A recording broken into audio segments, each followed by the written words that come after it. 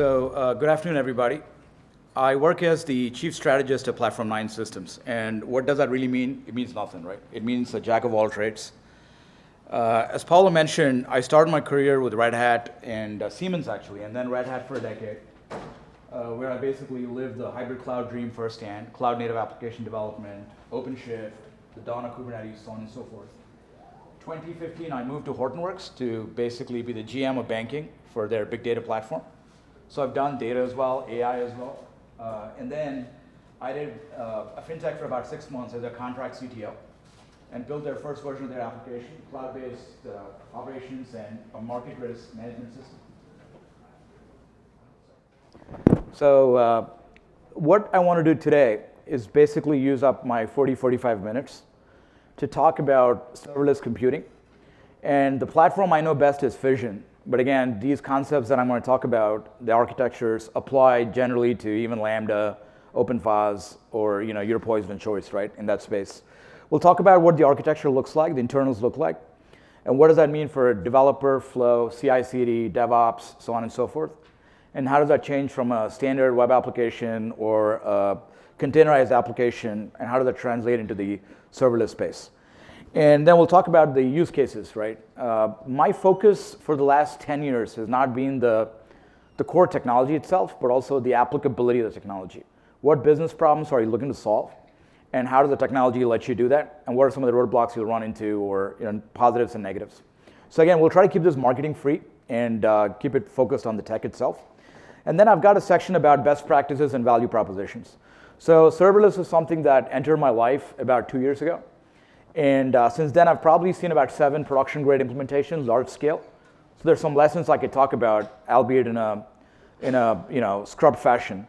But the architectures I'll show you, the use cases are also real world. So we'll try to keep the purely academic away from the how it works in the real world type discussion. So I've again, check my blog out. I write there almost every week, sometimes a few times a week. Again, Platform 9, what do we do? We're founded a few years ago by a group of VMware engineers. And what we're trying to do is enable the creation of hybrid clouds in a way that you could take your private data center and provide the same degree of experience, self-service, developer usefulness that you get with an Amazon. So when we talk about hybrid clouds, your platforms essentially look like this from an architectural standpoint, right? So at the bottom, you've got your landing zones. Organizations are increasingly doing a lot of Amazon, AWS, Azure, Google Cloud, so on and so forth.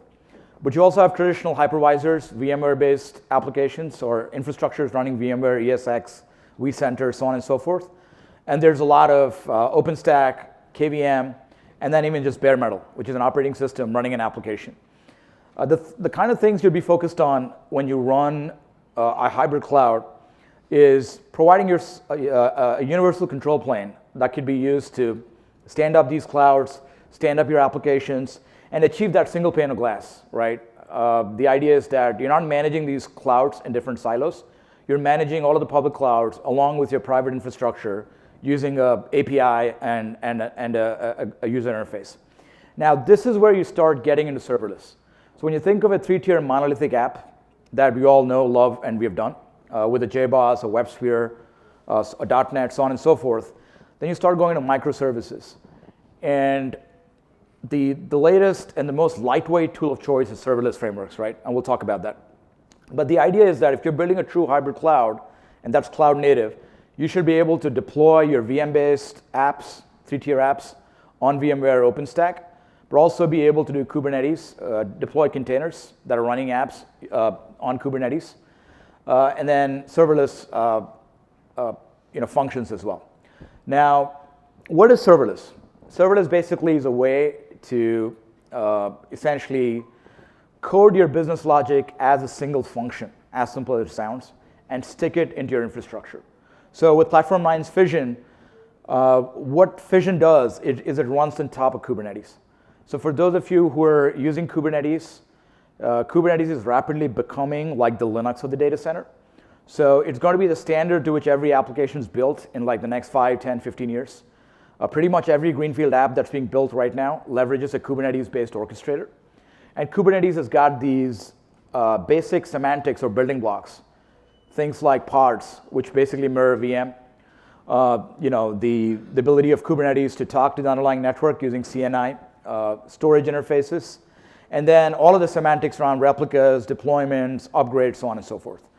So serverless frameworks are kind of new, but they've kind of been parallel to Kubernetes. But what we're trying to do with Fission is basically tied to Kubernetes, and you'll see why.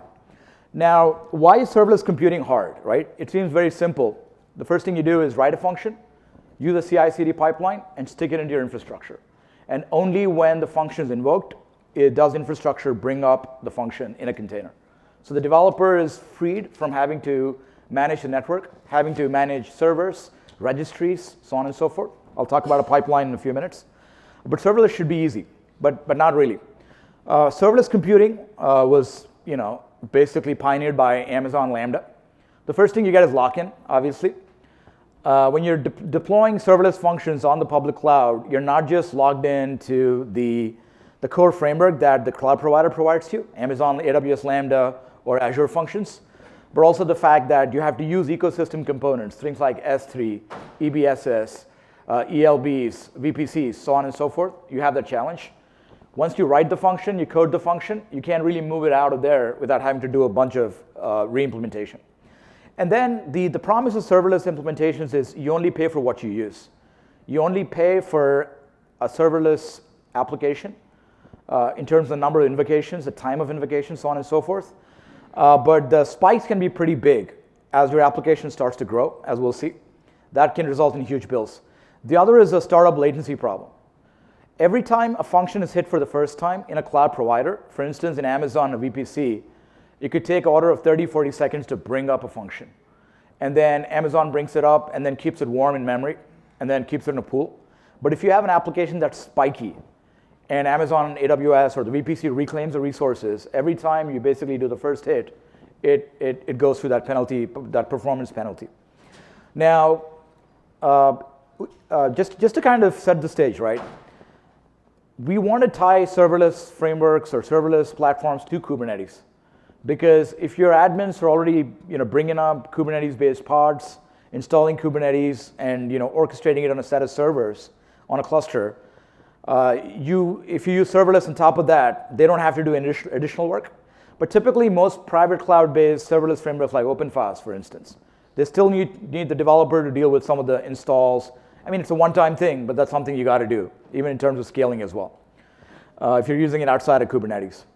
And then there's one problem spans the whole industry. DevOps, tool chains, CI/CD pipelines are still not well understood in the serverless landscape as they are in the traditional container-based landscape. So we'll look at some of these issues and we see how they can be overcome or how they're being tackled by using a framework like Fission, state of the art, right?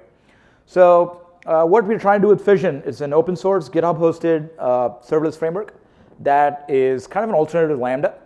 But where you've got Amazon's got these different projects that you use or services, so like simple queuing service, message, SQSQ, workflow, so on and so forth, we've tied everything to open source. So Fission runs in Kubernetes, use all the same underlying semantics, and the architecture is actually built on a set of microservices. I'll cover the architecture in a minute. But Kafka is basically used to be the sink or the source. MySQL is a database we certify with, though I feel NoSQL database are probably a better fit for serverless. We also support RabbitMQ as a source and as a destination. And we support Istio. So for those of you who've looked at service meshes, they do a whole ton of things in terms of making your life easy when you're deploying a microservice-based application. They handle things like authentication, logging, proxying, discovery, A by B deployments, canary deployments, so on and so forth. So again, we tie very deeply to Istio, and we use a lot of those semantics in our tech. So again, the big recommendation I have is that when you take an architecture or an application that's currently existing, what you should try to do with any serverless framework is try to decompose that into a set of functions. And these functions are typically stateless. Though so I think that's a rule, but I'll break that rule towards the end of my presentation, because I've got a major analytics provider that's running long-running functions as well. They're deploying that to test machine learning models and to validate them. But typically, you write your function into its own granular thing. So for instance, if I have a user on a web page or a website that submits an online order, then I could traditionally or even conceptually create an architecture that is basically composed of functions that satisfies things like authenticate the user by doing a database lookup, number one. And number two, collect payment or whatever the associated credit card, collect the credit card number from the order and then call a payment microservice. And the third thing is called a shipping API, right? So the idea is that your functions in and of themselves are tailored to your business logic, and the framework deploys them into Docker containers. And these containers 1, 2, and 3 are only instantiated when the API manager calls them, right? So they're quiescent or they're basically dormant. And the idea with the function, with building this on Kubernetes is you have no containers to build. So developers don't have to bother about building a container, no Docker registry you deal with outside of your CI/CD process. And as long as you have a Kubernetes cluster, whatever kind of Kubernetes cluster, right? Base Kubernetes, OpenShift, AKS, so on and so forth, it'll work without any issues. And then there's a bunch of languages that you can develop your functions in, right? So the core concepts of any serverless framework and even Fission are two basic building blocks. And keep in mind that this is event-driven architecture. So when an event happens, your application code reacts to it and performs a corresponding business function. So the events themselves can be seeded from any kind of trigger. So your triggers are typically things like HTTP request, a message in the NAT's message queue system, Kafka, a cloud-based storage queue, a watcher, or a timer that's going off every few X number of seconds. They all can be used to invoke a function. And your function itself can be written in any of the major languages that are out there, right? Java, Ruby, Python, so on and so forth. Again, this is kind of a feature arms race by a lot of the vendors, but I would recommend that if you're really incorporating functions into an existing application, we'll talk about some architectures, to keep the function pretty faithful to the language the architecture is developed in, unless you're talking COBOL or whatever have you, right? You don't want to introduce too much diversity in your functions.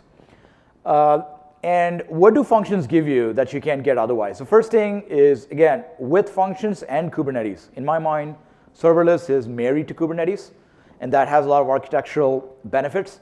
The first one is, as you'll see, developers are going to be way more productive as they get to focus on the code and not focus too much on the infrastructure.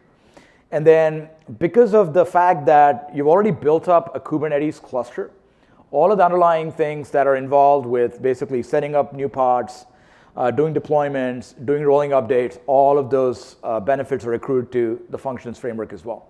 And you create the code once, and as long as you have Kubernetes as a standard, you can deploy to any underlying public or private cloud. Now, some of the things just to talk about are, I showed you functions that were basically performing a single granular task, but no real-world application is just a singular task, right? It's basically a set of things that are happening, like authenticate user, collect payment, ship something, right? That's a workflow. That's a business workflow.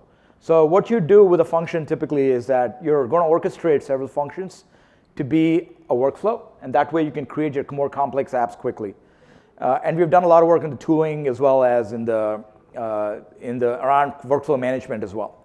And then canary deployments. So what canary deployments are is, for those of you who have a Java background, we've spent decades trying to do what WebLogic used to call A by B deployment, which is I've got version 1 of the app running.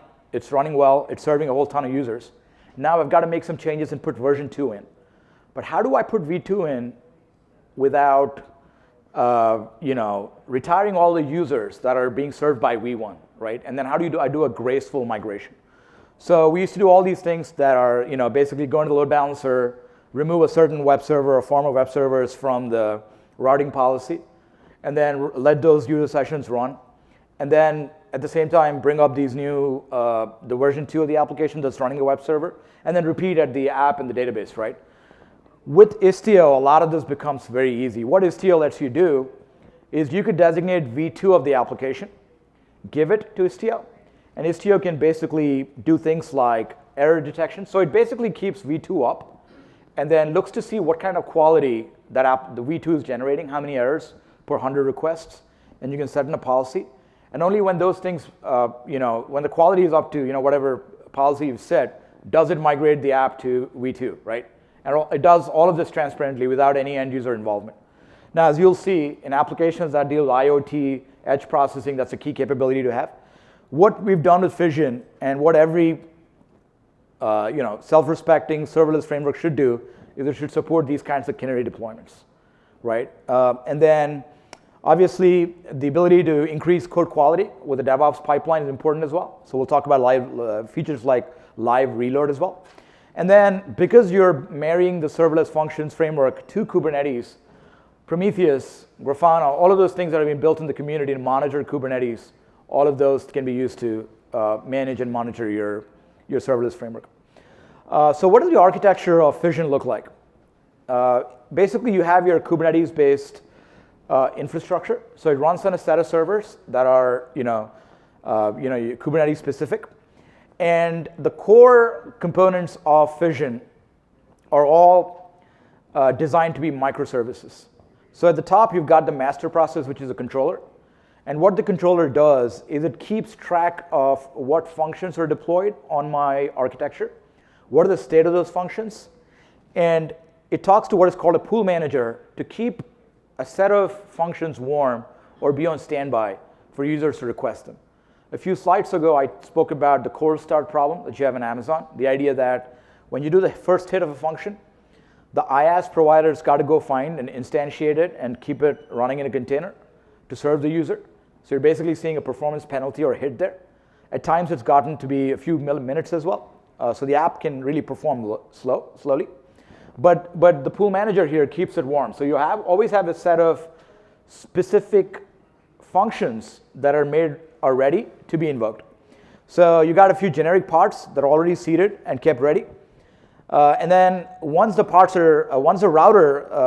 end user requests, so for instance, if your app is an HTTP app, the router intercepts a request. It's kind of like an ingress router, and then brings up the function-specific part. If it can't find any running parts that have the function v1, it'll basically make a call to the pool manager to have it be instantiated. So typically, the one thing I would recommend, though, based on what I've seen, functions work the best when you don't put state in them. What that means is you don't want to use something like a relational database typically, where you're storing the state or a config file. I would recommend using a NoSQL database like a Mongo or a CouchDB or a key value store, because NoSQL databases support immutable edits, right? I mean, an edit basically is a new line that they write. There's not a lot of updates going on, right? The updates are different semantics, so your function typically performs best. So if you take a function and you load test it using a RDS or a MySQL or whatever have you, chances are it'll perform much better using a NoSQL database as opposed to an RDBMS. So for those of you who are developers, let's go through a typical CI/CD pipeline process, right, and follow what that looks like. So this is, again, stay with me here. It's a busy slide, and I'm trying to do a lot in these 45 minutes, right? So one of the things a lot of my customers ask me is we're trying to move to microservices. How do we get to a CI/CD pipeline model? So the one thing you should look at in the industry is called the GitOps, which is a movement that some of the people from, I guess it was coined at Weaveworks or one of those startups, where I like the idea a lot. The idea is that when developers write code, they're looking to be, every time the developer makes a change, you should theoretically take it all the way up to a production grade change, right? So you look at some of the web scale shops like Netflix, for instance, developers, every line of code they write, that is basically going all the way up to production. So they get immediate feedback. And that helps with keeping your applications and your business agile. So what I've done here is I've created what is a process factory where multiple developer teams can work with and then manage their own independent code bases and still achieve multi-tenancy. That's a key word, right? When you have a bunch of users, you've got 5 applications that are being written in your company. How do you basically create a cloud infrastructure that supports 5 live updates, 5 versioning, 5 types of what we call traffic shaping, all of those going on. So let's get the process, right? If you're coding on simple microservices, some of the technology choices that you're probably going to make in the open source space, Git, obviously, highly encourage you to use that as a distributed version control system. Jenkins as well. Jenkins-X probably is better than trying to write a lot of glue code in Jenkins to enable it to handle cloud-based deployments or containers. You have a Docker registry that you're going to use to store your images. And then something like Spinnaker. If you haven't looked at Spinnaker, I love Spinnaker because it's a tool for CI/CD that was developed in Netflix. And what it does is that it understands things like pods, rolling updates, security groups very natively, as opposed to Jenkins or Jenkins-X is kind of a Spinnaker-like thing. But Spinnaker can then integrate with Jenkins as well, right? So you avoid a lot of the custom scripting, hand coding that you might do around integrating Jenkins with OpenStack or Amazon, AWS, or Kubernetes, right, on a bare metal server. So developer basically writes their code, does their unit testing, and then does a git push. At that point, the CI/CD pipeline carries on. What Jenkins does, it pulls the code, runs a test and a build. One of the things you could do with Jenkins that I've seen people do is maintain what I call archetypes, which are all the common implementation patterns for Java and Go, things like that. And they write some metadata that's made use of throughout the pipeline. But at that point, a container image is created, and then that's stored in a highly available Docker registry. So the one step I've omitted to all of this is security. You're going to have a lot of DevSecOps, right? In the sense that every time the image is updated with the app, you do a lot of checking in terms of viruses, malware, all of that. And you should have the policies internally not to accept untrusted images or images from untrusted sources because you don't know what's running in there. But I'm kind of like keeping that out for the simplicity, right? So the Docker registry basically stores your images. And then using a call, Spinnaker makes a call out to it. Spinnaker is, again, a tool for continuous deployment. Spinnaker basically takes that image and calls out APIs of your underlying cloud provider. So again, your cloud provider could be Kubernetes running on VMware or bare metal servers, or it could be Amazon, whatever have you. Then the deployment is then done, but it's done as a canary deployment. What canary deployments mean is I've got users that are already using the application, version 1. And if you're doing multiple deployments every single day, or depending on how serious your application is, or maybe once a month or so, you basically have version 2 that's then the next higher version added. What Istio does is it maintains the 2 versions of the application at the same time and promotes the newer one to full production once it matches certain patterns on things like error rates, right? And there's tools such as Kiali and Jaeger projects that are used to maintain a map of your microservices and to do contextual tracing. Again, this is a complete open source based CI/CD pipeline that should work well for most microservice-based applications. But how does this work if you're using serverless functions, right? Number one, I think this whole landscape is still being defined, right? So don't take me as the final authority on this. Every shop probably does it a little different. But what we're trying to do in the Fission community is that, number one, developer writes their code.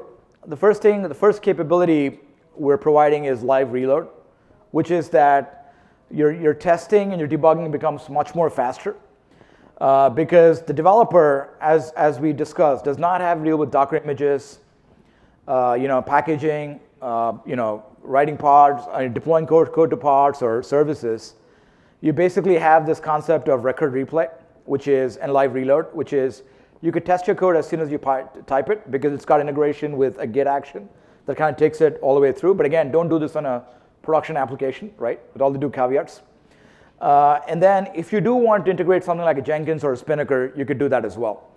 And the other thing that you should think about, which I'll talk about in the best practices, is tying in monitoring and management into your function development as well. So Prometheus is something I'd recommend, but if you've got App Dynamics or you've got a proprietary tool such as SignalFx, Dynatrace, that's great as well. They all have integration to these functions. And then at that point, your code is then deployed. And then the code is only invoked when events happen in your infrastructure that trigger the code. So I've spent a lot of time talking about the internals and what the tech does, what the tech is composed of, how it fits into a developer pipeline. Let's talk through some real world stuff, right? And what are some of the real world use cases and best practices and caveats? So before we go into the use cases themselves, there is a generic flow that every FaaS application, FaaS meaning functions as a service, which is one type of serverless, to be honest. You could have database as a service. That would be serverless as well, but just more for databases. But typically, most people use that interchangeably. So in a FaaS architecture, the overall flow is that, number one, an event is received by the infrastructure. And typically, these days, it's an API manager, something like a 3Scale or a Kong or whatever have you. They provide you that degree of isolation. And also, using an API manager enables you to apply your security policies, any business policies like noisy requesters, throttling, so on and so forth. And basically being able to perform any actions that you need from a security and compliance standpoint. At that point, the API manager creates an HTTP request, and they identify the right function in the end that's going to be called. And the request is going to be passed to the router that I've shown in one of the previous ones. The function is then created instantaneously by the router, and it's instantiated. At that point, the container has got all the config the function needs. Any files it needs to run, any checks it needs to do, pre-processing checks that it needs to do, any jar dependencies it might have, all of those are preloaded into the function. And the function processes a request. At that point, once it processes request, it's reclaimed. So it dies at that point. You're not being billed anymore. But again, if you're in a private cloud, that doesn't really matter because you've got the capacity. And it's Kubernetes that's running the function. That's in charge of the lifecycle of the function, the Kubernetes master and the fission master. But the container is basically destroyed at that point, and the user is only paying for the RAM, CPU, disk that you've used. But again, if you're using a public cloud provider, if you're using any Amazon S3 or EBS, RDS, you're responsible for reclaiming those resources, right? So the first use case is IoT, edge data processing. For those of you that work in utilities, telco, cable, edge processing, retail, edge processing is a huge trend in the industry right now. What edge processing means is that the application that is performing customer data analysis. So if you're a retailer and you've got this real-time couponing, that's a big trend these days. Your mobile phone detects if you're in a Gap store. And then you walk up and then it displays a coupon saying, if you do a just-in-time purchase, right? If you do a purchase in the next 30 minutes, you get 30% off, right? And you walk to the store. At that point, you do the purchase. And based on what you've purchased, based on your previous buying history, the retailer can then display other products that you'd be interested in, right? It's like Amazon. When you log in, they know everything about you. They know what products you like based on your buying history. And they know what products you might like based on what you're buying right now, right? So this is an example of edge processing. The other use case that I've run into big time is telco, sensor maintenance, device maintenance, which is that I've got a bunch of closets that are running some kind of a router or device. And it's not exactly practical for me to have an operator, a technical operator at these different places. I want to be able to have these apps be self-maintaining as much as possible. So most times they're still running a small server. They're installing Kubernetes on it, Linux Kubernetes on it, running a few functions, right? So typically when you have this architecture, a lot of these streams are basically being intercepted by a gateway. A gateway is the first, an API gateway or a function or a device gateway basically collects a whole bunch of readings and sends that into an application. So this application could be sitting at the customer site or in the data center. But in the use case where it's sitting at the customer site, what you do with serverless functions is, given the nature of these streams, there's a lot of streams, a lot of noise, but only a few of the streams are actionable. So I ran into this use case with autonomous car manufacturer. What they do is when the car is working, the car collects a few gigabytes of data. When the driver comes home, parks the car connects to Wi-Fi in the user's home, and it does all this processing of the data. So the car's got a small server in there, a 4 CPU server that's embedded in, that is running this edge application. And then it's then uploading the results of that processing over to the data center app. And this is whatever preventive maintenance stuff. When does a user need a change of battery? It could be anything, right?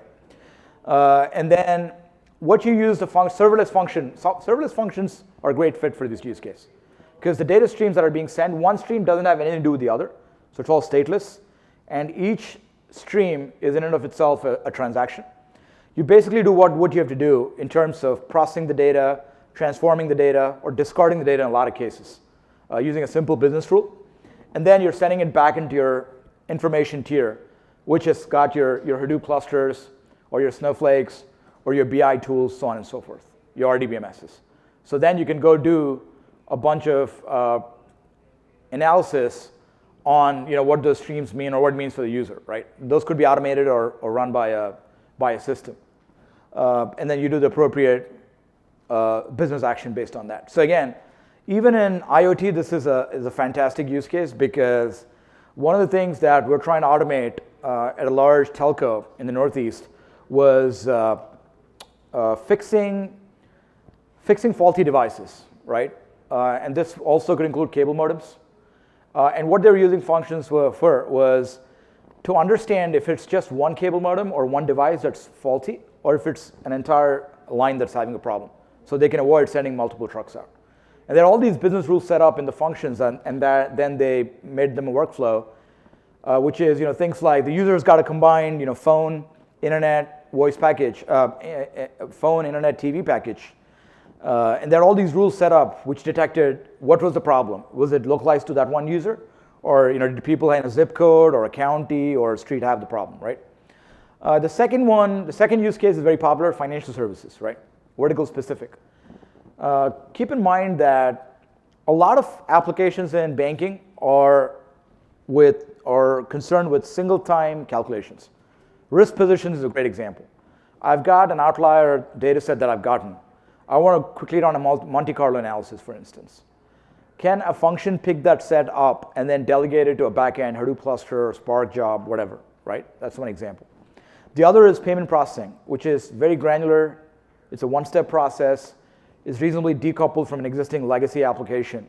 How do I do that, right? So for instance, if I've got an N-tier application that's existing at this point, I can augment that with a function. By augmenting it, I'm running it side by side. And then I'm having the function pick up processing for the application because I don't want to touch the hairy blob, right? I touch it, it's going to take me a bunch of approvals, a bunch of different teams that need to get involved to fix it, right? I just want to stay nimble, lightweight, and have a single function perform that processing. So that's the other thing you could do. And that's Capital One's been very vocal about some of their use cases in that if you want to just Google, right? And the retail example is Chick-fil-A. For those of you who read about Kubernetes at the edge, they're doing a lot of work around Kubernetes in stores, right?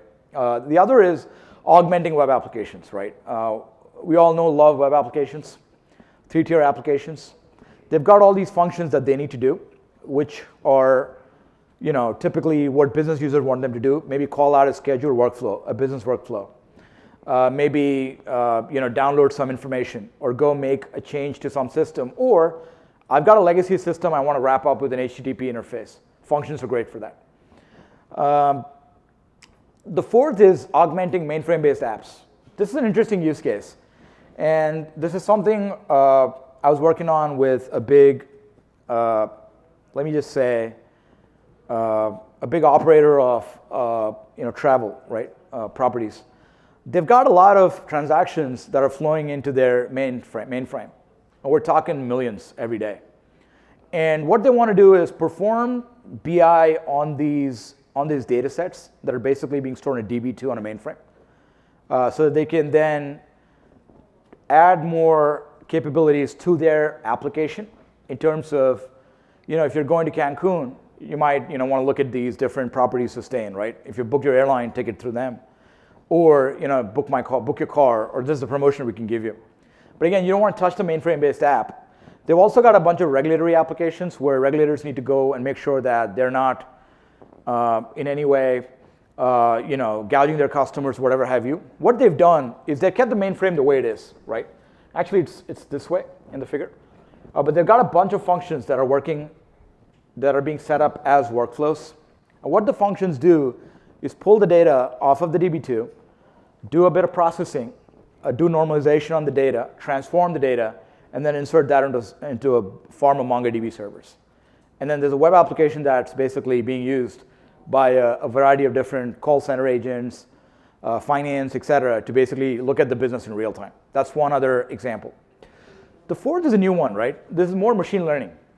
So one of the interesting things, so one of the best practices that we all like to talk about, and I've preached that in this session today, is that functions are a single point in time invocations, and they're stateless. They're not long running. But I've got a customer up in the DC area. They have this machine learning model. So they're basically very intensive in the data science space. They got a big team in the insurance space. And what they want to do is every time they create a new model, so for instance, customer recommender, right? What they want to do is they've created the model. Model's been available as a service, but the model's age as well. And every time you've got new data that comes in, you want to backtest the model. But if you got to take a model out and pump it in with a ton of data using a DevOps process, that'll typically take them 3 weeks with the way they're kind of organized. It's a bit of a cluster. And they've got dev, they've got data science, they've got infrastructure, and never shall the trio meet, so to speak. So what they've basically done is they've taken functions and Fission, instantiate the model using a Kubernetes runtime, and use Fission to basically inject data, and then a whole bunch of data, and then figure out how the model works, and based on that, provide feedback to their model validators and to their backend governance system. So that's, again, an interesting use case. On my blog, I've written about all of these. There's actually a 40-page free download of a serverless application guide that I've created that you could download at Platform9's website as well. So again, that being said, what are some of the best practices that I've seen when you want to go on this serverless journey, right? The first one, statelessness is important, right? Serverless functions and functions for all FaaS are all about infinite scalability. And that has a lot of benefits for the deployer as well as the developer.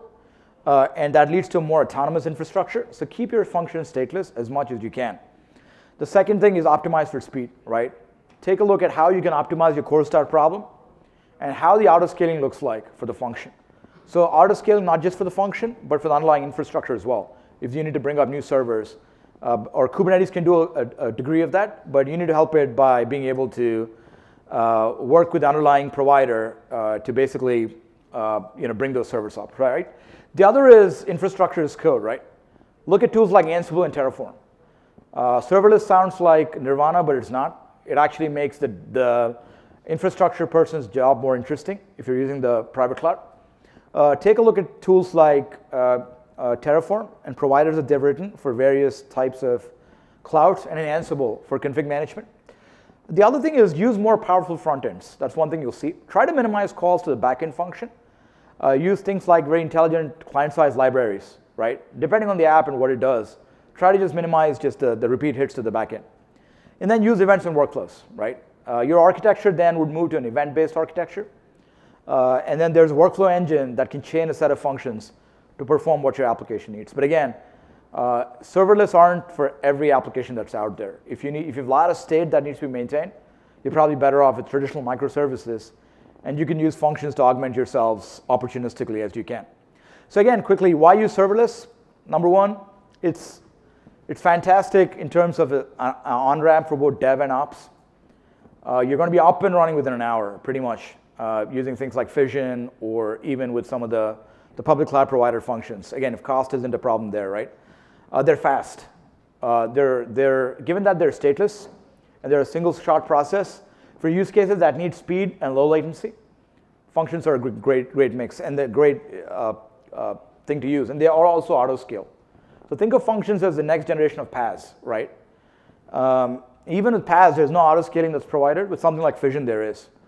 And again, polyglot development capability, right? Again, I don't know how intensively people here are doing microservices, but the idea with functions is that microservices have this. I think I just want to say it respectfully. There's this weird notion that if you have 100 developers and then they're all responsible for 100 microservices, simplistically, they can use 100 backends and 100 programming languages. You don't want that sort of craziness, right? Keep it to what is reasonable and what is maintainable and what suits a certain job. And then again, think of functions as being composable. From the get-go, think of how you can orchestrate your function as a set of workflows. For those of you who've dealt in ESBs or message queuing systems and understand pipeline-based processing, it's a very straightforward thing to think about. So at this point, I'll stop. We've got about 5 minutes for any questions. Paul? Questions? Anyone? I have one. Yeah. When you showed the structure, the architecture for Fission, I was thinking, a traditional Kubernetes deployment, you can set up for auto-scale. You can say, my microservice is going to run in 1 up to 2, up to 3 pods. Yep. And so that's a burden on the dev, which is now in the DevOps session, that have to think about the scalability. So there's some level of auto-scaling, as you mentioned in your towards the end. With Fission, you have that generic pods, and it's that is something. Apparently, it's less of a concern, and in the traditional lambdas and Azure functions, that is completely taken care for by the operations. For you. So with Fission, how does it work? The automagical scalability that we want from a serverless platform. So you could theoretically scale up Fission functions as much as the infrastructure allows, right? So how that works is I don't know at this point I've hit an upper limit. I don't think we have. What you would do is basically create your Fission. I mean, you would basically install Fission on a set of Kubernetes pods. And for Fission, that whole cluster is fair game for it to be able to expand and then to scale back. Again, one thing that serverless or Fission doesn't do for you is that it doesn't do your capacity planning. So one of our biggest customers is Snapfish. And what they use Fission for is image rendering. Once an image has been dropped in a bucket or in an unstructured, I don't know what they're using at this point, but once a photo is dropped in a file system, it can go and pull the photo and then do some rendering that it needs to do. That's custom. You have to understand, you have to have an idea of your estimate of how much load you're going to have Fission serve. But typically, when these jobs are all working in parallel, you would do that degree of testing to be able to right-size your underlying Kubernetes infrastructure itself. And if the infrastructure is a challenge, then Kubernetes, we've got integration with your underlying. We've got Terraform providers to be able to talk to VMware to bring up new VMware instances, vSphere, or with Amazon, or even bare metal. Right? You can open nodes on the fly, not only pods. Yes. But again, you're going to be dealing with that, maybe that incremental latency while you're doing that. But again, instead of writing one big function, you're writing very small functions. So you can, there's always some capacity available, right? Yeah. The question table. You mentioned something about the cold start delays in the public clouds. I mean, it is something that we also deal with. We pay up, right? We keep the functions warm.